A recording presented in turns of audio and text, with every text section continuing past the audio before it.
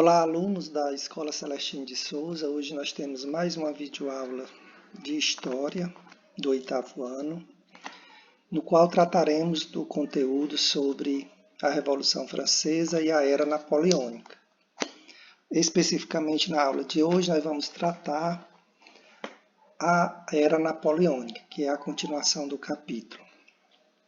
Nós vimos nas duas aulas passadas que a França passou por um processo revolucionário, onde o antigo regime foi derrubado e em seu lugar foi colocado a burguesia no poder. O poder na França era dirigido por um diretório, mas na primeira década pós-revolução a França enfrentou vários conflitos, como a Era do Terror, trazendo instabilidade para o poder político na França. Os conflitos que a França envolveu durante esse período gerou dificuldades econômicas, misérias e a evidente fraqueza do novo regime.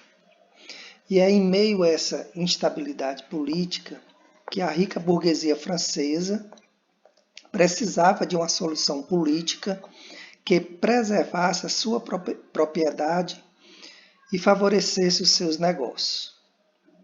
Nesse contexto é que o jovem Napoleão Bonaparte, que foi um dos guerreiros da Revolução, começa em pouco tempo a assumir o poder na França.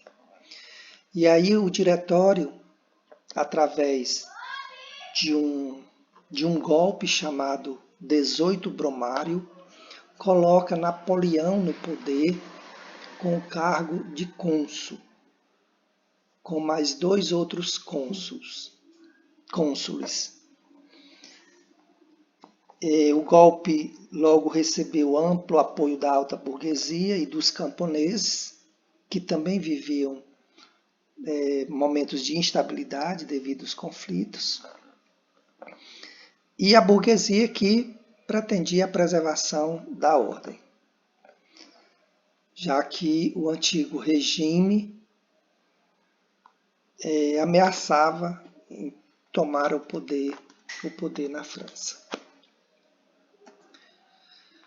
Então, a ascensão de Napoleão Bonaparte, tá aí o golpe do 18 Brumário, que foi justamente essa burguesia ameaçada pela instabilidade interna, vai encontrar uma solução política, colocando aí Napoleão Bonaparte para governar a França em 1799, sendo apoiado pelos camponeses, que temiam que os senhores feudais pudessem retomar as taxas que anteriormente eram cobradas a esses camponeses. Esse primeiro período é chamado período do consulado, como eu falei, eram compostos por 3 cônsules, e a partir da Constituição de 1799, Napoleão assumiu o cargo de primeiro cônsul. Em 1802, através de um plebiscito, onde na época era o voto censitário, onde os homens poderiam votar, Napoleão passou a presidir o poder na França como cônsul uno, ou seja, único. E em 1804 tornou-se o imperador e também herói da França. Para garantir os direitos liberais, os interesses liberais principalmente, Napoleão governou de uma forma autoritária, eliminando os seus opositores, instituindo a censura à imprensa e reatando laços com a Igreja, que havia sido rompido durante a Revolução.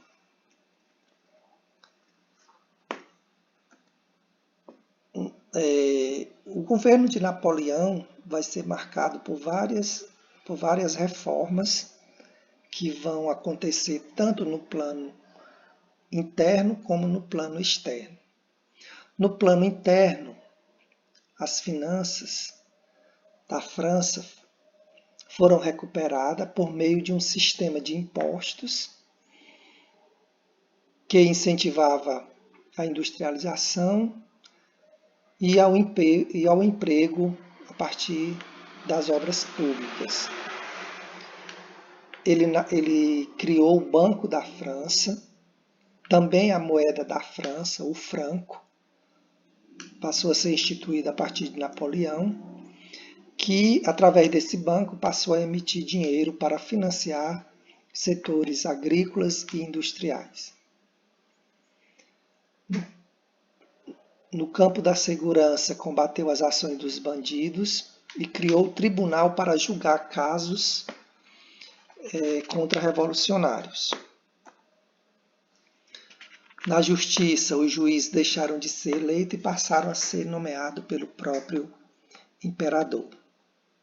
Na administração pública, os principais cargos executivos existentes passaram a ser escolhidos pelo próprio imperador.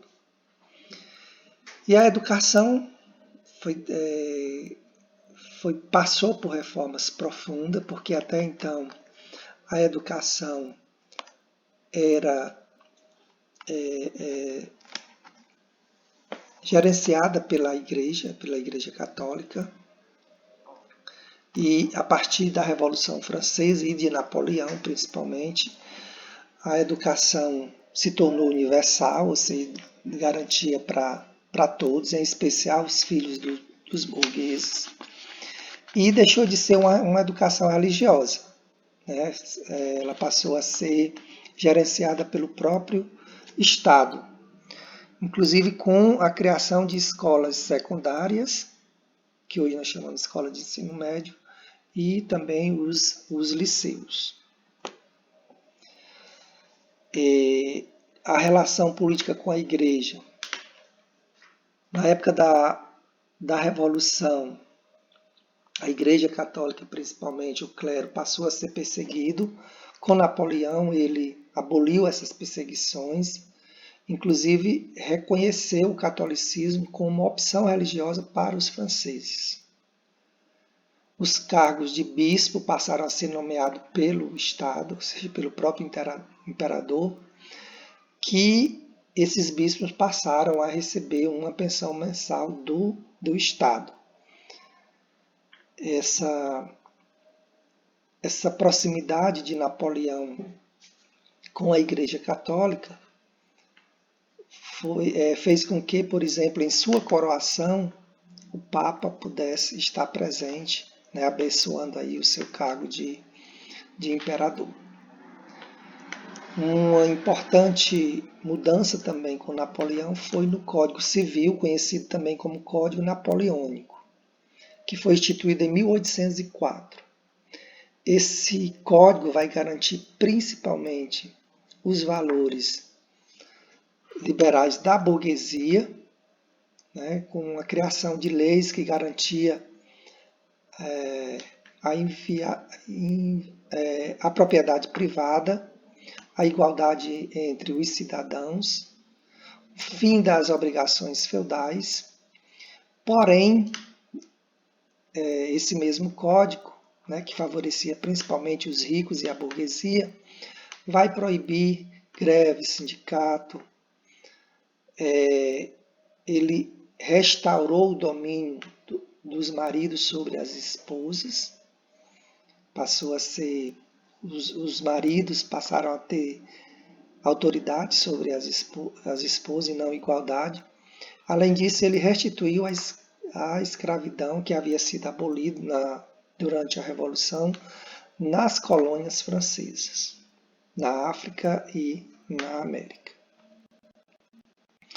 No plano externo, Napoleão vai enfrentar vários países que vinham atacando a França.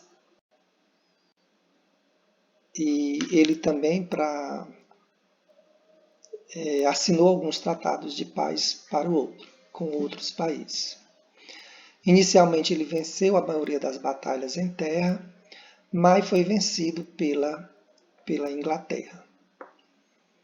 Na tentativa de enfraquecer economicamente a Inglaterra, Napoleão determinou em 1806 o bloqueio continental.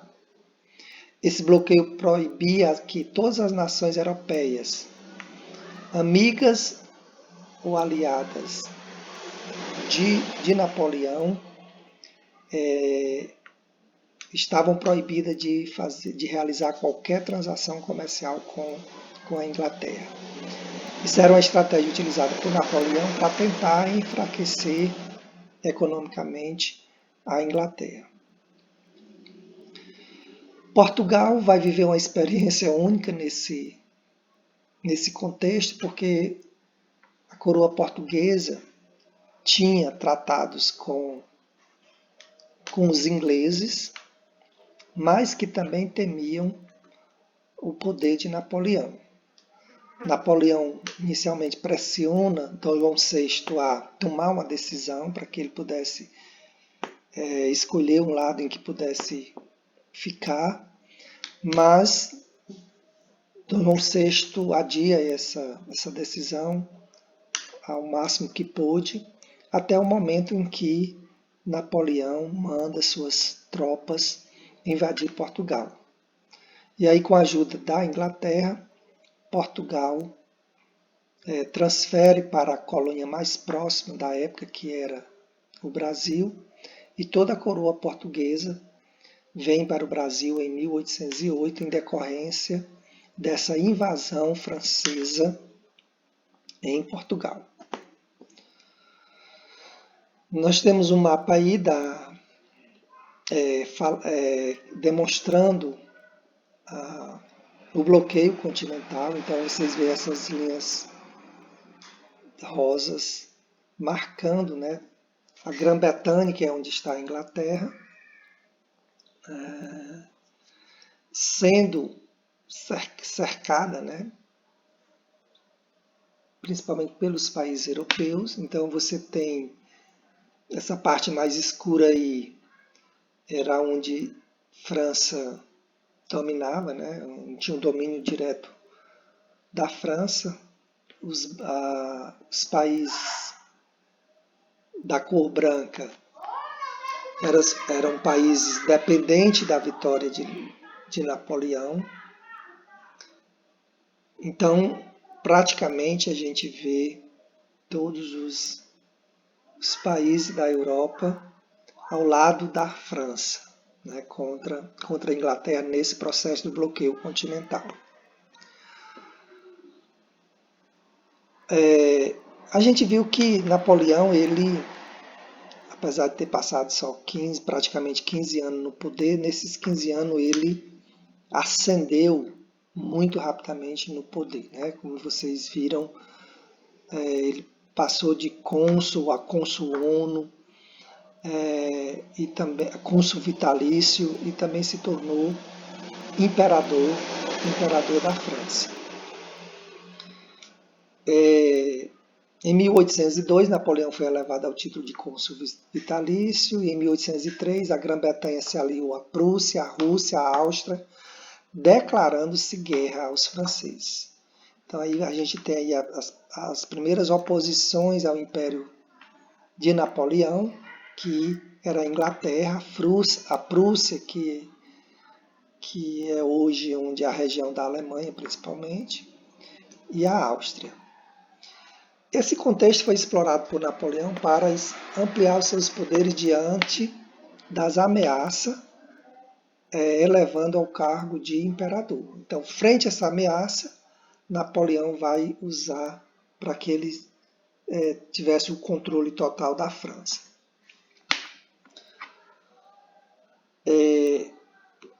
Duas coisas são importantes para entender o fim do Império Napoleônico. Um é o bloqueio continental, que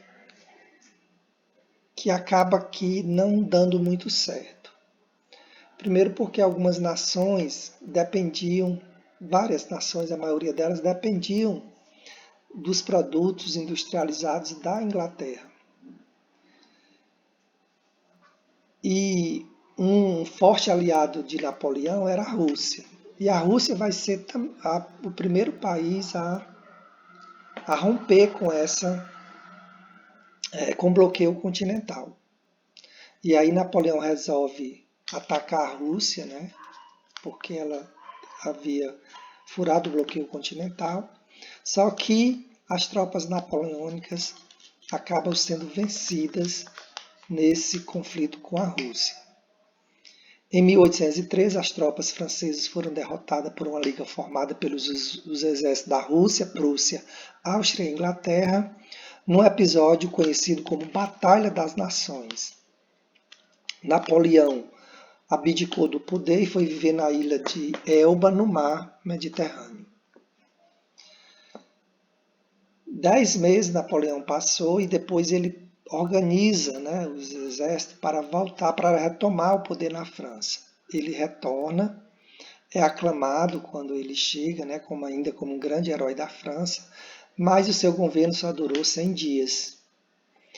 Na época em que ele se exilou, Luís XVIII assumiu o poder na França e assinou um tratado, o Tratado de Paris, que restabelecia as fronteiras da França como era antes da Revolução.